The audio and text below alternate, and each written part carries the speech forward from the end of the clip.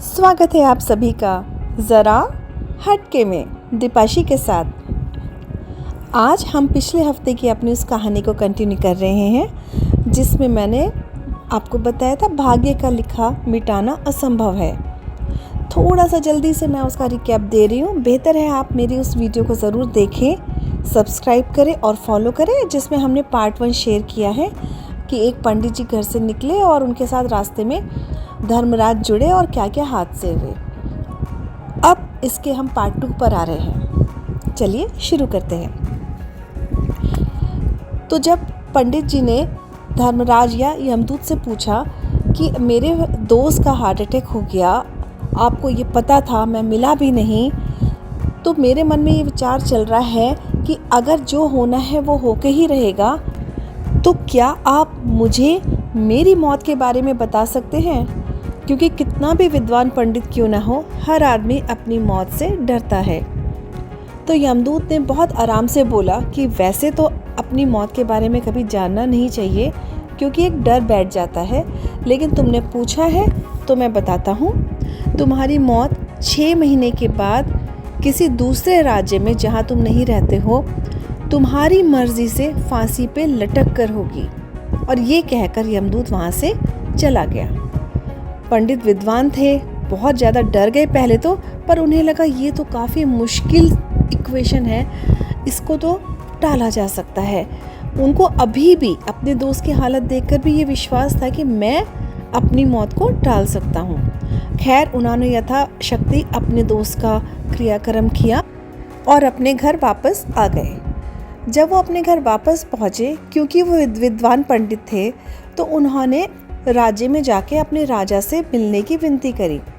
राजा ने उनको सहर्ष बुलाया और तब पंडित जी ने अपना सारा जो उनके साथ हुआ था, धर्मराज यमदूत बने धर्मराज, सारे किस्सा राजा को सुनाया। पहले तो राजा को विश्वास नहीं हुआ, लेकिन क्योंकि धर्मराज ने कुछ ऐसी चीज़ें कही थी जो सच होती चली गई, तो राजा ने बोला ठीक है, आपका तभी तो दूसरे राज्य में जाकर जो है ये आखिरी दिन आएगा जब आप अपने राज्य से बाहर जाएंगे। मैं ऐसी व्यवस्था कर देता हूँ, क्योंकि आप विद्वान पंडित हैं, हमारा राज्य आपको खोना नहीं चाहता, कि आप मेरे साथ इसी महल में रहेंगे। जब आप उस राज्य में जाएंगे ही नहीं जो इस शहर से बाहर है, तो आपका अंतिम समय अभी 6 महीने में आएगा ही नहीं। सारी व्यवस्था हो गई, बहुत अच्छी उनके लिए सारी चारों तरफ से सुरक्षा की तैयारी हो गई। पंडित जी कहीं भी आ जा सकते थे, लेकिन पंडित जी से कोई भी नहीं मिल सकता था। पंडित जी इसलिए आ जा सकते थे ताकि उनको बंदी होने का एहसास ना हो। ठीक है, 1 महीना बीता, 2 महीना बीता और होते होते 6 महीने बीत गए। अब वो दिन आ गया जिसके लिए यमदूत ने कहा था कि इस दिन आपकी मौत दूसरे राज्य में जाकर आपकी ही मर्जी से फांसी पर चढ़ने से होगी। पंडित जी बहुत घबराए हुए थे उस दिन, इनफैक्ट सारे ही लोग काफ़ी घबराए हुए थे। तो पंडित जी ने जल्दी जल्दी अपना पूरा दिन निपटाया और जल्दी जाकर सो गए। नेचुरल सी बात है, जिस दिन आदमी को पता हो कि यमदूत ने उनको बताया था, जिसकी सारी बातें सही हुई थी, उस दिन आदमी को नींद नहीं आती। तो बेचैनी में थे वो और आराम से वहाँ पे सो नहीं पा रहे थे। अच्छा, पंडित जी को ये बात ज्ञात नहीं थी कि उनको नींद में चलने की बीमारी है। ये बात उनकी बचपन में थी जो ठीक हो गई थी, लेकिन अब उनको वो चीज़ पता नहीं थी। पर क्योंकि बेचैनी बहुत ज़्यादा थी, मुद्दा बहुत बड़ा था, जीवन और मृत्यु का था, तो इस टाइम उनको नींद ही नहीं आ रही थी कई रातों से। अब वो हालत आखिरी दिन आके काफ़ी बढ़ गई। उन्होंने सोने की कोशिश करी और आँख लगते ही वो नींद में चल पड़े। चलते चलते वो घुड़साल पे गए, वहाँ से एक रथ में बैठ गए और हाथ से इशारा कर दिया। अब क्योंकि राजा के साथ रह रहे थे, तो किसी ने भी इस चीज़ को मना नहीं किया। वो चल पड़े और अपनी राज्य की सीमा क्रॉस करके दूसरे राज्य में पहुंच गए।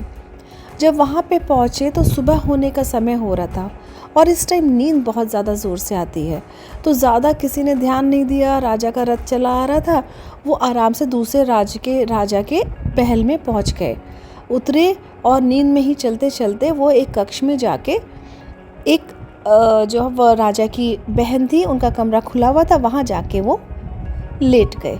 वहीं उनको बाकी की नींद आ गई। अच्छा, जब सुबह हुई, सुबह होने पे सबने देखा कि अरे ये क्या हुआ, ये कौन से राज्य का आदमी है। सब बहुत नाराज़ हो गए और फिर उसके बाद पंडित जी को गिरफ्तार कर लिया गया। जब पंडित जी को राजा के सामने पेश किया गया तो राजा ने बोला कि आपकी हिम्मत कैसे हुई, कहाँ से आप आए हैं, कौन हैं आप, ऐसे आप महल में आकर हमारे घर की लेडीज़ के साथ सो गए। तो पंडित जी ने बोला कि महाराज कृपया मेरी बात ध्यान से सुनिए, मैं क्या, कोई भी साधारण आदमी ये हिम्मत नहीं कर सकता कि वो महल में किसी भी लेडीज़ के पास जाके सो सके, लेकिन ये मेरी नियति में था। उन्होंने पिछले 6 महीने की सारी घटना राजा को सुनाई। तो राजा को पहले तो अद्भुत लगा, फिर उन्होंने बोला कि तुम अपने आप को बचाने के लिए सारी कहानी कह रहे हो, और राजा ने गुस्से में पंडित जी को फांसी की सज़ा सुना दी। अब पंडित जी ने बोला, महाराज मेरी प्रार्थना है, मैं आपकी सज़ा फांसी सहर्ष स्वीकार कर लूँगा क्योंकि वो तो मेरी नियति में है, लेकिन एक बार आप इस राज्य के राजा से बात कर लें। जब उन्होंने अपना दूत भेजा तो पता चला कि वो आदमी सच कह रहा है, वो विद्वान तो सही कह रहा है। अब राजा को लगा कि एक बार अगर मैंने आदेश दे दिया, इसको मैं पलट नहीं सकता, क्योंकि उन्होंने ये हो जाएगा कि कभी भी राजा ने अगर किसी को दंड दिया तो वो पलट सकता है।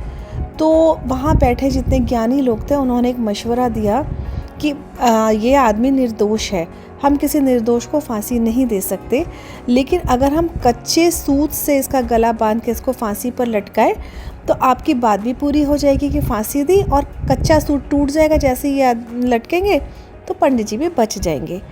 तो पंडित जी ने भी इसे सहर्ष स्वीकार कर लिया और खुशी खुशी वो फांसी पर चढ़े गए। अच्छा, इस बात पे ये प्रूव हो जाता है, यमदूत ने कहा था आप खुद अपनी इच्छा से फांसी की सज़ा लेंगे, तो यमदूत की वो पार्ट 1 में जो स्टोरी सुनाई थी वो बात यहाँ पर सिद्ध हो जाती है। पंडित जी खुशी खुशी कच्चे सूत को अपने गले में लपेटकर फांसी के लिए तैयार हो गए। अच्छा, जैसे ही उन्होंने खींचा तो कच्चा सूत टूट तो गया, लेकिन उसका एक धागा पंडित जी की एक ज़रूरी नस को काटते हुए तब टूटा और पंडित जी ने वहीं पे दम तोड़ दिया। अब यमदूत का कहा हुआ एक एक बात सच हो गई थी और सबको ये समझ आ गया था कि चाहे राजा ने 6 महीने अपने महल में रखा, बचाने की कोशिश करी, पर आखिरी दिन दूसरे राज्य में जाकर पंडित जी का अपने आप को निर्दोष साबित करते हुए फांसी लगा लेना, सब कुछ होता गया, लेकिन हुआ वही जो भाग्य में लिखा था। अगर आप इस कहानी को इस तरह से सोचें कि वो 6 महीने जो पंडित जी ने डर डर कर काटे, एक कमरे में बंद होकर राजमहल में काटे, अगर उस 6 महीने को वो जी लेते, एक एक दिन को जी लेते, तो शायद ये मौत उन्हें उतनी डरावनी नहीं लगती। आदमी उस 6 महीने के अंत के इंतज़ार में अपने वो सारे दिन खो चुका था। और शायद इस कहानी का यही सबक है कि हम ये ना सोचें कि हमें आज जाना है, कल जाना है, 10 साल बाद या 20 साल बाद। हम अपने हर दिन को एंजॉय करें, हर दिन को हम अपने आप को भाग्यशाली समझते हुए बिताएं, क्योंकि जो भाग्य का लिखा है उसे मिटाना असंभव है। और अगर आपको अपने विचार इसमें कुछ पेश करने हैं, प्लीज़ कमेंट बॉक्स में ज़रूर अपने कमेंट्स लिखें। मुझे बहुत अच्छा लगेगा, मुझे पता चलेगा आपके विचार। Please do that. Thank you.